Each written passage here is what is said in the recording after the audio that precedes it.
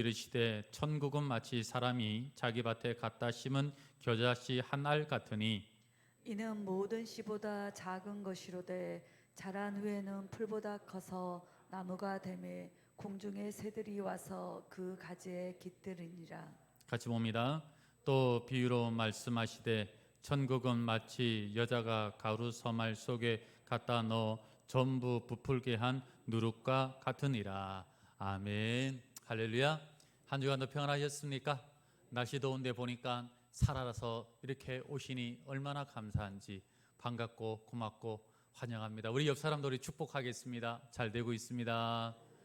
더 잘 될 줄 믿습니다. 앞뒤로도 인사들 하시고 하나님께서 주시는 은혜가 넘치기를 바랍니다. 이제 오늘은 마태복음 13장에 대한 말씀이에요. 마태복음 전체적인 스토리 다 기억하고 계시지요? 초반부에는 예수님의 사역을 준비하시는 모습, 그 다음에 산상설교의 말씀, 그 메시지가 뭡니까? 다른 게 아니잖아요. 율법에 있는 그 말씀이 아니라 율법의 핵심, 정신, 즉 이웃을 내 몸과 같이 사랑하고 하나님을 사랑해라 라고 하는 그 말씀, 그 메시지였어요. 그러면서 누가 주님의 제자가 될 거냐, 그래서 우리는 주님을 따르는 제자가의 삶을 살아가라 라고 말씀하셨습니다. 그리고 11장과 12장에 와서는 군중들과 종교 지도자들이 예수님을 배척하는 모습이 등장을 해요. 우리가 이런 모습을 좀 바라보면서 이런 생각을 할 수 있다라고 봅니다. 메시아가 왔는데 왜 사람들이 배척을 할까? 이해할 수가 없죠. 하나님의 나라는 왜 이렇게 작고 초라하고 이래서 하나님 나라가 설 수 있을까? 이런 생각도 하게 되고요. 우리가 이런 신앙에 대한 고민들, 걱정들을 하게 됩니다. 사실 우리 신앙생활 하면서 지금도 우리는 똑같이 이런 고민해요. 왜 세상 사람들은 교회를 좋아하지 않고 예수님을 거부할까? 세상의 문명은 발달하는데 왜 제약은 더 많아질까? 과연 이 땅에 하나님을 신실하게 믿고 따르는 사람들이 얼마나 될까? 과연 하나님의 나라가 임하고 있는 건 맞는가? 이런 고민을 하게 됩니다. 여기에 대해서 예수님은 우리의 마음을 아시고 마태복음 13장에 와서는 그 질문에 대한 답을 보여주세요. 그것이 7개의 비유를 통해서 말씀을 하고 있는 겁니다. 일명 비유장이라고 하는 것이 마태복음 13장에 대한 이야기예요. 비유라는 것은 무엇이냐면 일상생활 속에서 우리가 익숙하게 경험하는 것들, 그 당시에 뭐 자연행상이나 농사나 아니면은 놀이라든지 장례나 뭐 이런 상거래까지 이런 모든 것들을 비유적인 이야기를 통하여서 하나님의 영적인 진리를 가르치는 것이 비유예요. 그래서 예수님께서는 많은 비유를 사용을 하셨습니다. 그래서 비유의 목적은 하나님이 택한 백성, 귀가 열린 백성은 알아듣고 귀가 닫혀 있는 사람들은 알아들을 수 없게 하는 이중적인 역할을 하고 있습니다. 그래서 하나님 이 비유의 내용은 하나예요. 그것이 뭐냐? 하나님의 나라입니다. 우리가 하나님의 나라라고 하니까 죽어서 가는 천국을 이야기하는데 그것도 맞지만은 이 땅 가운데서 하나님의 나라라는 것은 주님의 뜻이 이루어지는 곳이 하나님의 나라입니다. 그래서 비유에 대한 이야기는 천국에 대한 죽어서 가는 그곳 이야기는 거의 없고요. 그럼 무엇이 주가 되겠습니까? 이 땅 가운데서 주님과 동행하며 하나님의 뜻이 이루어지는 그 이야기, 그것을 비유적으로 설명한 것이 비유다. 이렇게 이해하시면 되겠습니다. 그러면 이 마태복음 13장에 나오는 7가지 비유가 비슷한 것들이 있어요. 어찌되었든 하나님의 나라의 특징을 설명을 하는데 첫 번째 비유가 씨 뿌리는 비유입니다. 씨 뿌리는 비유를 통해서 하나님의 나라의 백성들은 누구냐? 그 백성들, 하나님 나라의 가족들, 형제, 자매가 누구냐? 이것을 농사에 대한 비유로 설명을 하고 있습니다. 그것이 1절부터 23절 말씀이에요. 우리야 지금 밭에 농사 짓는 걸 생각하면은 밭고랑을 내가지고 참 멋있게 잘 하잖아요, 농기계로. 그런데 그 당시에는 그렇게 농사를 짓지 않았습니다. 예를 들면 이렇게 네모난 밭이 있으면은 그냥 가서 그냥 씨를 뿌려요. 그다음 씨를 뿌려놓고 그 다음에 관리하기 위해서 걸어 다니겠죠. 걸어 다니면은 그곳이 길가가 되는 거고요. 때로는 씨가 떨어졌는데 어떨 때는 뭐 돌 같은 게 있지 않겠습니까? 그러니까 이 돌에 떨어지면 돌짝밭이 되는 것이고, 떨어졌는데 잡초나 아니면 가시풀 같은 데 떨어지면은 하다 보면 잡초도 나잖아요. 그럼 가시떨기밭이 되는 거예요. 그리고 나머지 반듯한 곳에 떨어지면은 옥토가 되는 것이고, 그래서 이제 그 당시의 농사법을 이용해서 이 비유로 설명을 하고 있는 겁니다. 그리고 이 비유를 설명하시고 예수님은 바로 해석을 해주세요. 뭐냐면은 이 비유라는 것은 특별히 씨는 뭐냐? 하나님의 말씀이 사람의 심령에 떨어지는데, 첫 번째 떨어지자마자 바로 거부하는 사람, 그런 사람들은 마귀가 와서 바로 그냥 가져가는 거기 때문에 이 밭이 뭐냐? 길가밭, 길가라고 이야기를 해요. 그 다음에 또 어떤 경우가 있느냐면은 말씀을 받았을 때 처음에는 기뻐하고 은혜 받고 좋아하는데 환난과 박해가 와가지고 그 다음에 뿌리를 내리지 못하는 상태, 이 상태를 돌짝밭이다 이렇게 이야기를 합니다. 왜냐하면 돌에는 뭐 흙이 없으니까 뿌리를 내릴 수 없겠죠. 우리 교회도 보면 새가족분들 중에서 이런 분들이 좀 계세요. 교회를 나오는데 우리는 특이하게 아내가 반대하시는 분들이 계세요. 가지 마라, 이혼하기 전까지 도장 찍고 가라, 뭐 이런 사람도 있고, 하여튼 그런 분들, 그러다 보니까 신앙의 뿌리, 믿음은 있어 보이긴 하는데 뿌리 내리기가 참 힘들어요. 그런 분들이 몇 분 계십니다. 그리고 또 한 가지는 뭐냐면은 이 가시떨기 밭인데, 가시떨기에는 씨가 떨어지면은 가시 기운에 막혀가지고 제대로 성장을 못하겠죠. 이런 경우는 세상의 환난과 염려와 근심과 세상의 유혹, 즐거움 이런 것 때문에 제대로 성장하지 못하는 그런 상태, 이걸 가시떨기 밭이다 이렇게 설명을 하십니다. 그리고 나머지 씨앗이 옥토에 떨어져서 지면은 30배, 60배, 100배의 결실을 맺게 될 것이다. 여러분들, 이것이 사람 마음에 갖는 복음을 받아들이는 사람의 4가지 유형이다 이렇게 말씀을 하고 있습니다. 우리는 복음을 전하다 보면은 이런 경우들을 너무 많이 발견을 해요. 적어도 이 자리에 계신 분들은 최소한 이 자리에 나왔기 때문에 길가는 아닌 것 같아요. 그러면 이제 여러분들 마음속에 이제 생각이 들죠. 나는 어떤 밭인가? 어떤 밭이 내 밭인가? 나는 신앙생활 하는데도 믿음도 없는 것 같고, 헌신도 잘 안 하고 예배 드리는 것도 간신하는 것 같은데 혹시 돌짝이나 가시떨기 이런 것이 아닌가? 이렇게 생각을 합니다. 여러분들, 성경은 네 밭이 어디냐고 알아봐라고 설명하지 않아요. 돌짝이라 할지라도 돌은 걷어내면 돼요. 만약에 가시떨기 밭이라고 해도 여러분들 걱정하지 말고 잡초는 뭐 하면 돼요? 뽑으면 돼요. 그러면 옥토로 얼마든지 바뀔 수가 있는 겁니다. 성경은 네 밭이 뭐냐 이렇게 따지지 말라는 거예요. 밭이 중요한 게 아니라는 거예요. 진짜 중요한 것은 씨가 떨어지면 되는 거죠. 옥토라 할지라도 똑같이 자라느냐? 아닙니다. 제가 이 유튜브에서 실험한 걸 하나를 봤는데, 헤이즐넛이라고, 여러분들 헤이즐넛 커피 드시잖아요. 그 딱딱한 껍질을 깨니까 안에 자그마한 알이 있더라고요. 씨앗이 있어요. 그거를 화분 3개 이렇게 심는 걸 봤어요. 그리고 자라는 걸 보니까 한쪽은 이제 뭐 며칠 지나니까 바로 자라나요. 그런데 다른 거는 안 자라나니까 죽은 모양이다. 그래도 한 달 보름인가 지나니까 옆에 것도 하나 자라나요.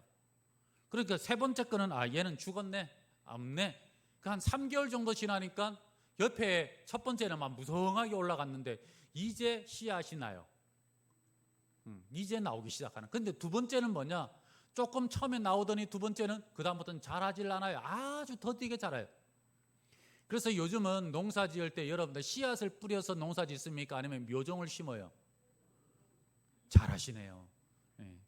묘종을 심는 거, 씨앗을 뿌려서 언제 거둘 수도 없고 정확하게 추수대를 놓칠 수도 있고, 그리고 부정확한 거예요.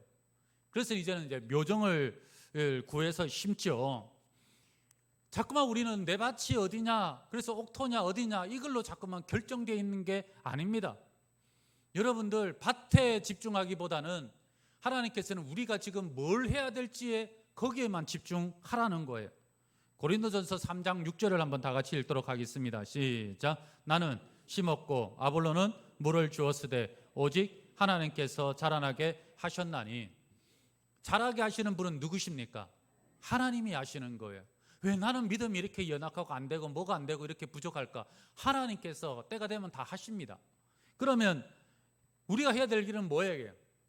심는 것과 그 다음에 물 주는 것, 이거는 우리가 할 수 있지 않습니까? 그렇다면 내가 어떤 밭이냐가 중요한 것이 아니라 내가 정말 이 여기에 대해서 열심히 심고 물 주고 가꾸고 있느냐, 그렇게 하다 보면은 시간이 지나면 자연스럽게 하나님께서 키워 주실 줄 믿습니다. 내가 택한 백성인지 아닌지 여러분들 그런 고민하시는 분들 많이 계실 거예요. 하나님께서 택하지 않았으면 이 자리에 여러분들 부르시지도 않았어요. 물론 늦게 택하신 분들도 있을 수도 있겠지만, 그러나 이 자리에 나올 정도면 적어도 하나님께서 여러분들을 부르신 백성은 맞다고 생각이 듭니다. 그렇다고 한다면 내가 어느 밭이냐의 종류에 집중하지 말고 내가 지금 말씀을 심고 기도를 심고 복음을 심고 그러면서 내 인생 가운데 믿음의 물을 계속 주다 보면은 나도 모르게 나무는 식물은 자라게 되어 있어요. 여러분들 나무나 식물들은 언제 자라는 줄 아십니까? 낮에 자랄까요? 저녁에 자랄까요? 아니면 밤에 자랄까요? 많은 사람들은 낮에 자란다고 생각합니다. 아닙니다. 낮이 아니라 밤에 모든 사람들이 다 자고 어두울 때, 그때서야 비로소 식물은 자란다고 그러죠. 그런 것처럼 우리가 부지런히 낮에 열심히 물 주고 열심히 심고 노력하고 믿음으로 나가다 보면 하나님께서 나도 모르게 어느 순간 불쩍 자라져 있는 우리의 신앙과 믿음을 발견하게 될 줄 믿습니다.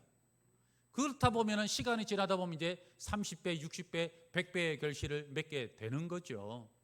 저는 우리 성도님들이 이 비유를 통해서 내가 구원 받았냐 안 받았냐 어느 밭이냐 이것 말고요, 하나님의 복음은 하나님 택한 그 밭에 그 10년 가운데 반드시 떨어지게 되어 있어요. 그리고 하나님 택한 백성은 반드시 구원하십니다. 그렇기 때문에 내가 이제 해야 될 일은 열심히 심고 가꾸고 물 주고, 그러면 하나님께서 우리의 그 쓰임대로 쓰시는 열매 맺는 축복이 있을 줄 믿습니다. 그 다음에 하나님 나라의 특징은 무엇이냐면 확장성을 가지고 있다는 거예요. 예수님을 사람들이 배척하고 또 배척하고 미워하니까 야, 이래가지고 될까? 세상이 지금 보면은 교회를 배척하고 싫어하고 그 다음에 그리스도인들을 그렇게 무시하고 이런 경우들이, 그거는 어느 시대든지 기독교 2000년 역사 동안 다 있었어요. 그렇다 할지라도 하나님 나라가 사라지는 것이 아니라 하나님 나라는 계속해서 확장돼서 지금까지 오고 있다는 것을 기억하시기를 바랍니다. 그 비유가 뭐냐? 겨자씨 비유예요. 한번 사진을 한번 띄워주시기 바랍니다. 저 보면 손가락 위에 뭐 시커먼 점 하나가 있죠? 저게 겨자씨예요. 근데 저건 너무 여러분들 안 보일 것 같아서 일부러 키운 거예요. 진짜 겨자씨를 제가 본 적이 있는데, 겨자씨는 저 좁쌀의 한 50분의 1? 그 정도 됩니다. 그만큼 안 보일 정도로 작아요. 절대 겨자씨 앞에서는 기침하면 안 돼요. 다 날아갑니다. 근데 그 작은 씨앗이, 가장 작은 씨앗이 오른쪽에 보면 나무, 아름드리 나무가 되지요. 그렇게 성장을 한다라는 겁니다. 이게 바로 하나님 나라의 속성이에요. 겨자씨, 처음에 겨자씨는 누굽니까? 예수님이에요. 예수님부터 시작된 이 복음이 조금씩 옆에 확장해 갑니다. 처음에는 예수님 어떤 모습이 어때요? 볼품도 없고 흠모할 것도 없고 그 다음에 가진 것도 없고, 예수님 믿는가라는 것 자체가 그런 거 아니에요. 예수님 믿는 사람 보면 능력 있고 힘 있고 돈 많고 그런 이미지 아니잖아요. 왠지 바보 같고 어리석어 보이고 그렇지 않습니까? 그런데 시간이 지나면서 복음은 계속해서 확장되어서 지금 어디? 이곳까지 와 있잖아요. 지금 복음이 인류 역사를 한 바퀴 돌아서 이제 중국을 거쳐가고, 그 다음에 중국 다음에 옆에가 뭐가 있어요? 중동, 이슬람 있잖아요. 여러분들 잘 모르시겠지만 이슬람 이 국가의 기독교 인구 비율이 약 15%에서 20% 정도 된다고 합니다. 상당히 많죠. 밖에도 있을 수 있지만은 그런 극단적인 경우를 외에는 나름대로 그래도 종교적인 자유가 있나 봐요. 지금 이란 같은 경우도 보면은 기독교 인구 한 200만 명 정도 된다고 하지 않습니까? 하나님의 나라는 우리가 사라지고 꺼진 촛불같이 보여도 아니에요. 확장되어 가고 있다라는 것을 여러분들 잊지 마시길 바랍니다. 그래서 우리가 겨자씨 같이 작아 보여도 옥토가 되면은 그 속에서 30배, 60배, 100배의 결실을 맺어요. 누가 맺게 하십니까? 하나님께서 자라게 하시는 분은 하나님이시기 때문에 우리는 믿고 가는 거예요. 그런데 우리가 지금 현재의 모습을 바라보면은 야, 이래서 될까? 한국 교회가 여러 가지 코로나를 지나면서 급격하게 쇠퇴하는 것은 솔직히 여러분 다 아는 이야기 아닙니까? 그래요. 약해지고 있습니다. 그 다음에 세계 어떻게 보면은 교회라는 것 자체가 세상과 다르게 이 국민 소득이 2만 불만 넘으면은 어떤 종교든지 다 쇠퇴를 한다는 거예요. 그리고 우리나라 올해 같은 경우 한 4만 불 정도 예상을 하는데, 그러니까 교회라는 그 종교 자체가 약해질 수도 있겠죠. 그래서 많은 사람들이 걱정합니다. 그뿐만 아니라 여러분의 삶을 보면서 뭐 진로나 아니면은 취직이나 결혼이나 이런 염려들 많아요. 아니, 내 앞가림도 못하는데 무슨 하나님 나라고 뭐 확장이고 뭐 이런 게 어디 있습니까? 이런 고민들 여러분들 다 하지 않습니까? 그런데 성경은 뭘 이야기하니까 우리가 확장하는 게 아니라 하나님께서 확장시키신다는 거예요. 내가 하는 게 아니라는 거예요. 내 앞가림 못하고 내 하는 게 부족하고 연약해 보여도 하나님께서 알아서 일하시는 줄 믿습니다. 그렇기 때문에 이것 가지고 고민하지 말고 걱정하지 말라는 거예요. 교회를 사랑하고 그 다음에 주님을 사랑하는 사람들 보면은 세상에 죄악이 관영하고 나쁜 짓 하는 사람들이 많고 그 다음에 교회가 약화되는 모습 보면서 가슴 아파하는 분들 많이 계십니다. 그러나 그런 거에 집중하지 말고 우리는 사명에 집중해라고 말씀하고 있는 거예요. 이런 고민을 하시고 주님께서는 뭘 말씀하시냐면은 누룩 비유를 통해서 우리에게 보여주고 있습니다. 여러분들 누룩이 뭔지는 아시죠? 빵에다가 밀가루 반죽에 빵에다가 한 숟갈 집어넣으면은 시간 지나면은 부풀어 올라요. 저희 어머니께서 제 어렸을 때 가끔 빵을 이런 해주셨어요. 워낙 먹을 게 없고 가난해서 이거 한 번만 해주셔도 뭐 얼마나 기쁘고 신나는지 몰라요. 그래서 반죽할 때 야, 이제 빵 먹겠구나 했는데 아니 아직 안 됐다는 거예요. 기다려야 된대요. 반나절은 있어야 된대요. 그래서 뭐 배고파가지고 그래도 한 바퀴 뛰어놀고 물가에서 놀고 들어오면 아직도 안 돼요. 그러다 잊어질만 하면 그때에서 이제 됐다고 이제 빵을 해주시면 그걸 먹는 게 얼마나 행복했는지 진짜 좋았어요. 빵이라는 게 그런 겁니다. 하나님 말씀이 우리 안에 들어와요.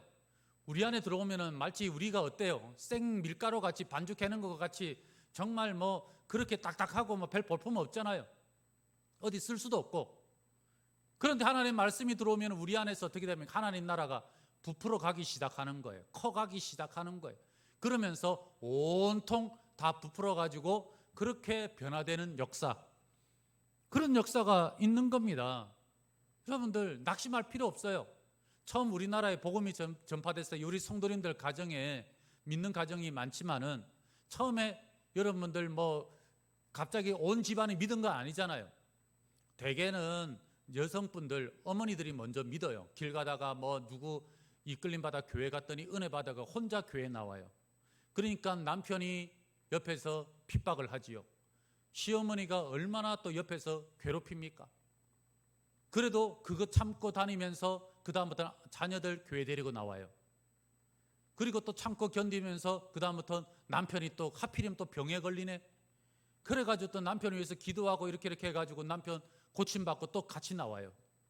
그 다음에 시어머니 나이 먹어가지고 이제 몸도 못 가눌 때 또 지극정성으로 또 시어머니 어떻게 해가지고 또 교회 나와요. 그런 식으로 해가지고 온 집안을 전도하고 복음화 시켰던 거. 이게 여러분들 가정의 스토리 아닙니까? 다 그렇게 해가지고 믿어가는 거예요. 하루아침에 되는 게 아니에요.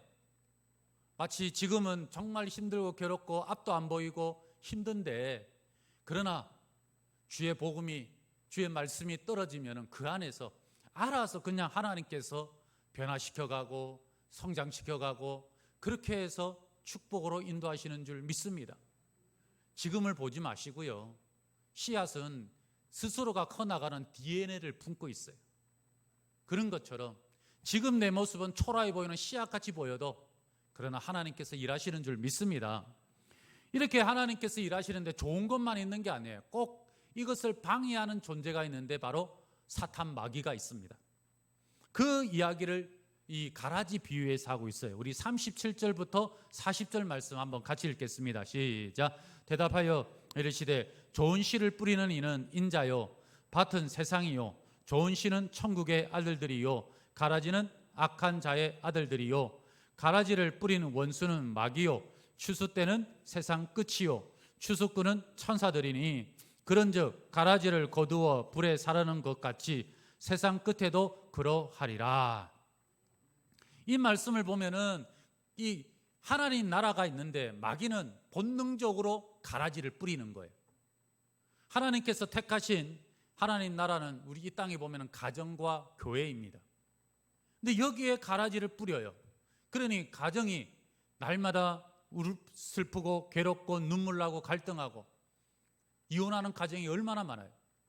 뿐만 아니라 교회도 보면은 아픔을 겪는 그런 교회들도 많아요. 하나님 나라가 어떻게 되느냐? 지옥과 같이 되는 그럴 때가 있다는 거예요. 그럴 때 가라지가 이렇게 있으니까 이 가라지 좀 뽑았으면 좋겠네 이런 마음 품을 수 있어요. 그런데 성경은 뭐라고 이야기하느냐? 우리 30절 말씀 한번 다 같이 읽겠습니다. 시작. 둘 다 추수 때까지 함께 자라게 두라. 추수 때에 내가 추수꾼들에게 말하기를 가라지는 먼저 거두어 불사르게 단으로 묶고 곡식은 모아 내 곡간에 넣으라 하리라. 가라지를 냅두래요. 뽑으려고 하지 말래요. 제가 우리 교회 오기 전에 담임 목회를 위해서 여러 군데 이제 가서 인터뷰를 하고 하는데 그 몇 번 받았던 질문이 하나가 뭐냐면은 목사님은 교인들이 둘이 서로 싸우면은 어떻게 하시겠습니까? 라는 질문이었어요. 여러분 같으면 어떻게 하겠습니까? 보통은 사람들이 시시비비를 가지려고 합니다. 그러나 교회 안에서 시시비비를 따지면은 반드시 한 사람은 교회를 떠나게 되어 있어요. 이 사단이 노리는 모습이 바로 그런 거죠. 물론 큰 범죄를 행하였으면은 시시비비를 따지고 거기에 대한 책임을 물어야 되겠죠. 그러나 교회는 대개의 경우 그냥 사소한 게 대부분이고요. 감정적인 것이 대부분입니다. 그렇기 때문에 그럴 경우는 저는 그랬어요. 따로 이렇게 불러서 서로 이야기를 듣고 서로 입장에 충분히 이해하고 그래서 화해할 수 있도록 만들고 만약에 화해가 어렵다 그러면 덮어두면 돼요. 그냥 그거까지 끌고 갈 필요 없어요. 해결하려고 노력 안 해도 돼요. 그냥 덮어두고 가만히 있으면은 하나님께서 은혜 주시면은 다 그냥 알아서 변하게 되어 있어요. 그런데 우리는 어떻게 했냐면은 뭔가 보면은 정의의 사도가 돼서 꼭 뽑아야 된다라는 그런 충동을 느낍니다. 여러분들 이 거울을 보다 보면 흰머리가 가끔 보이죠. 그런 흰머리 뽑고 싶어요, 안 뽑고 싶어요? 저도 뽑고 싶을 때가 있어요. 그런 거 사람이 그런 거예요. 그럴 때 냅두라는 거예요. 그러지 말고 남을 보지 말고 자기 자신을 돌아봐라. 성경은 뭐라고 이야기를 합니까? 남의 눈에 있는 티를 보지 말고 뇌에 있는 뭘 보라고요? 들보를 보라는 거예요. 그런 것처럼 자꾸만 남에 있는 걸 하다 보면 뽑으려고 하거든요. 세상 많은 사람들은 세상이 바뀌어야 저 가라지만 없으면은 세상은 좋아질 거야. 여러분들 만약에 가라지 뽑아내잖아요. 그러면 없어질 것 같지요? 반드시 또 다른 가라지가 또 거기에 또 심겨지게 되어 있어요. 또 자라게 되어 있어요. 그래서 누구는 바꾸면 되겠지. 뭐 달라지면 물론 우리가 시스템을 정비하고 변화시키고 바꾸는 데 노력하는 건 당연히 해야 됩니다. 그렇지만은 성경은 그러지 말고 내가 바뀌면은 된다라는 거예요. 우리가 바뀔 때에 하나님 나라가 임하게 될 줄 믿습니다. 내가 달라지면 가정이 변화되게 되어 있고요. 내가 달라지면 우리 교회가 하나님의 나라가 확장되는 역사가 있을 줄 믿습니다. 그래서 성경은 원수 갚는 것을 허락하질 않아요. 오늘 말씀에도 보면 뭐랍니까? 마지막 때에 천사들이 와가지고 두 결로 알곡과 가라지를 구분하고 가라지는 묶어가지고 그리고 다 불사르게 하겠다라고 말씀하지 않습니까? 그러니까 원수 갚는 걸 우리에게 허락하지 않는다는 거예요.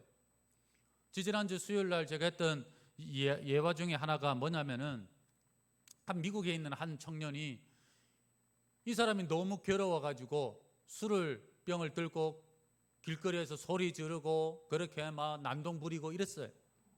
그러니까 이 이야기를 신고가 들어와서 경찰들이 와가지고 이 사람을 보니까 뭐 술병 들고 그냥 난동을 부리고 있는 거예요. 그래서 이야기에서 술병을 빼앗아서 봤더니 그 안에 술이 있는 게 아니라 그냥 물이에요. 그래서 왜 소리치느냐, 왜 비틀거리고 있느냐라고 물어보니까 사실은 자기가 집에 왔더니 자기 아내가 바람 피고 있더라는 거예요. 그러니까 얼마나 속이 상하겠습니까? 자기 마음에 복수하고 싶은데 복수를 하면 감옥 가는 게 너무 두렵고 뿐만 아니라 자기에게는 6명의 아이가 있는데 이 아이를 어떻게 해야 될지 걱정이 되더라는 거예요. 그래서 이러지도 못하고 저러지도 못하고 그냥 괴로워가지고 그렇게 난동을 부리고 있었다는 거예요. 경찰이 그 모습 보면서 정말 잘 참았습니다. 잘했습니다. 그리고 이제 뭐 이렇게 진정하고 이렇게 했습니다. 제가 이 모습을 보면서 진정한 아빠의 용기는 이 모습이 아닌가 이런 생각이 들었어요. 미국은 총이 있는 나라입니다. 얼마든지 총 가져와가지고 죽이고 싶은 마음 들 수 있겠죠. 죽이고 나면 어떻게 되겠어요? 자신은 감옥 가야 돼요. 자신은 그렇다 치더라도 자녀들은 어떻게 합니까? 자녀들은 뿔뿔이 다 흩어져야 되고 대책이 없어요. 우리가 원수 같고 우리가 복수하고 우리가 하고 싶은 건 다 하면은 나는 속 시원할 수는 있는데 문제는 누가 손해를 봐요? 내 자녀들이 손해를 봐요. 가정이 무너져요. 교회가 피해를 봐요. 그렇기 때문에 우리는 하지 말라는 거예요.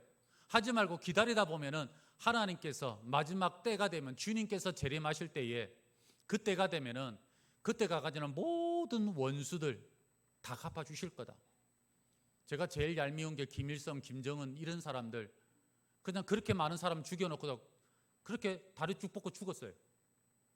여러분들 얄밉지 않습니까? 얄밉죠. 그렇지만 하나님께서 마지막 때에 그런 자들 다시 불러내서 다 심판하시고 다 갚으실 거예요. 그러니까 우리는 우리의 소망은 언제냐? 주님 재림을 바라보면서 이 땅 가운데 억울하고 이 땅 가운데 답답하고 때로는 가라지가 심해져서 그것 때문에 괴롭고 막 이러지도 못하고 저러지 못하면서 그렇게 살아왔다 할지라도 반드시 하나님께서는 갚아주신다. 믿습니까? 그 소망 가지고 우리는 믿음 생각을 하면 이 땅 가운데서 살아가고 있는 거예요. 그래서 우리는 오늘도 물을 주고 나무를 심고 하나님께서 자라게 해주시고 결국은 이끌어 가실 줄 믿습니다. 우리 그런 믿음 가지고 저는 우리 성도님들이 죄짓지 말고 정말 하나님 앞에 낙심하지 말고 가라지 때문에 괴로워하지 말고 믿음으로 바라보시며 살아가기를 바랍니다. 그 다음에 하나님 나라의 또 하나의 특징은 뭐냐? 하나님 나라에는 절대 공짜가 없다라는 것을 또 비유로 말씀하고 있어요. 그게 감추인 보화에 대한 비유예요. 우리 44절 말씀 다 같이 읽겠습니다. 시작. 천국은 사람이 이를 발견한 후 숨겨두고 기뻐하며 돌아가서 자기의 소유를 다 팔아 그 밭을 사느니라. 이게 어떤 이야기냐면 옛날에는 전쟁이 많았지 않았겠습니까? 그러다 보니까 사람들이 갑자기 전쟁 나서 피가 나갈 때 보물 같은 거 막 국복국 보물 이런 거 들고 다니기 힘들잖아요.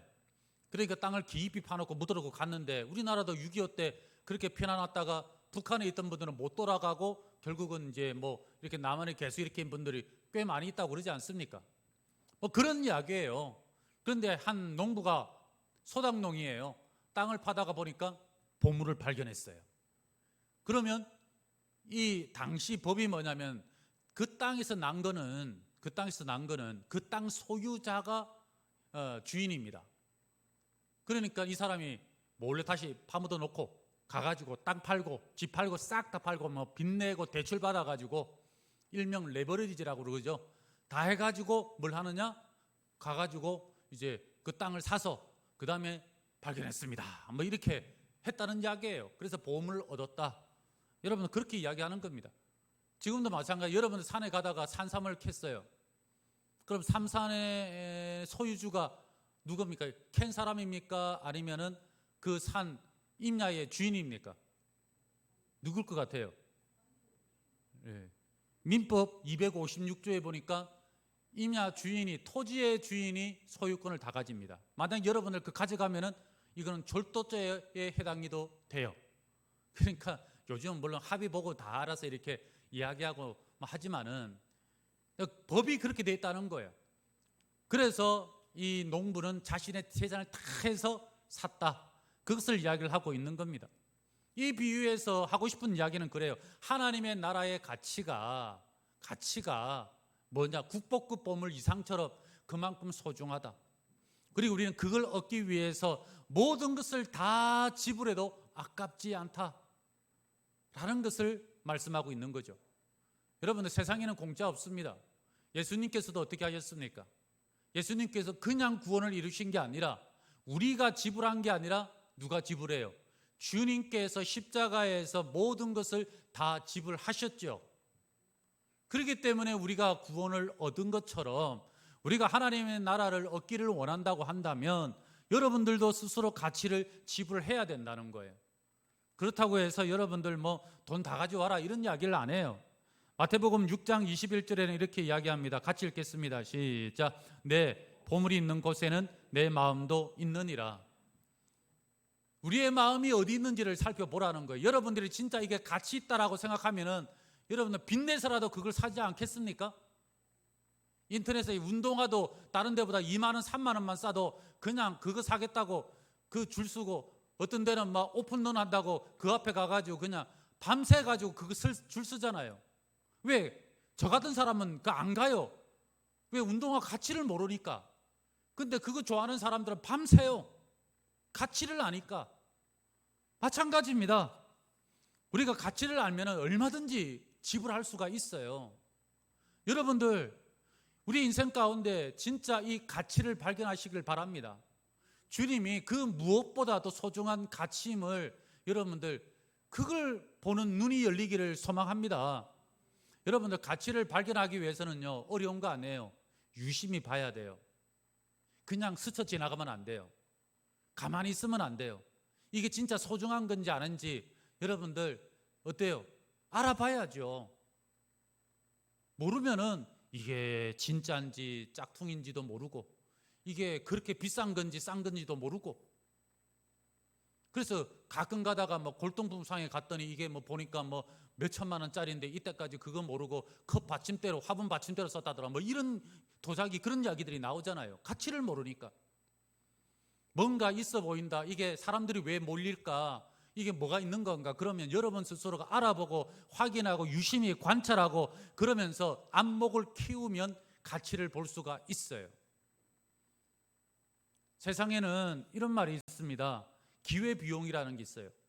예를 들어서 배추 한 포기에 2,000원이라고 한다면 우리는 그냥 2,000원이구나 라고 하지만은 원래 배추가 2,000원이 아니에요. 그 안에는 뭐가 있느냐면은 기회비용이 다 들어가 있는 거예요. 농부부터 해가지고 운송비, 무슨 비 다 포함된 게 2,000원이에요. 우리는 그거를 전혀 생각하지 않고 뭐만 보는 거, 배추만 보니까 배추값이 2,000원인가 보구나. 예를 들어서 놀이동산에 10만 원짜리 티켓을 끊고 갔어요. 그럼 10만 원이라고 생각하지만 아니에요. 왜냐하면 그 하루 동안 내가 직장에 가서 일을 하면 10만 원을 벌 수가 있겠죠. 그럼 기회비용까지 다 합치면 그날의 비용은 뭐냐면 20만 원인 거예요. 근데 사람들은 뭘 보느냐? 그런 것까지는 보지 않고 그것만 단순하게 아무 생각 없이 보다 보니까 이거는 가치가 없네, 이거는 얼마 안 되네, 소중하지 않네. 그러니까 그냥 깨부시든지 땅에 파묻어버리고 끝내버리는 거죠. 우리 주님은 그렇게 가볍게 여길 만한 그런 분이 아니십니다. 하나님 나라는 그렇게 스쳐 지나갈 만한 그런 곳이 아닙니다. 우리 성도님들께서는 정말 이 비유를 통하여서 우리가 깨달았으면 좋겠어요.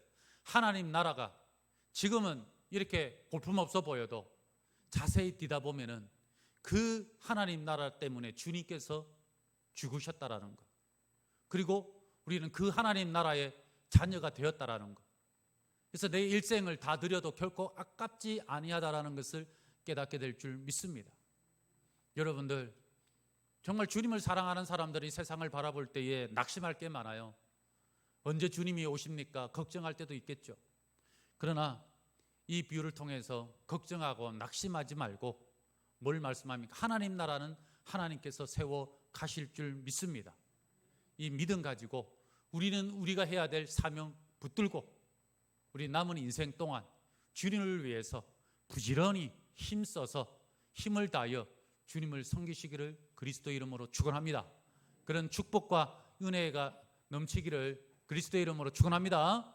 우리 함께 자리에 일어나셔서 우리 찬양 부르시고 우리 합심해서 기도하도록 하겠습니다. 천국은 마치 우리 박수치며 찬양할까요? 천국은 마치 밭에 감추인 보아 땅 속에 묻힌 아무도 모르는 보석. 천국은 마치 밭에 감추인 보아 땅 속에 묻힌 아무도 모르는 보석이라네. 그 보석 발견한 사람은 기뻐 뛰며 집에 돌아가 집 팔고 땅 팔고 냉장고 팔아 기어이 그 밭을 사고 말 거야. 천국은 마치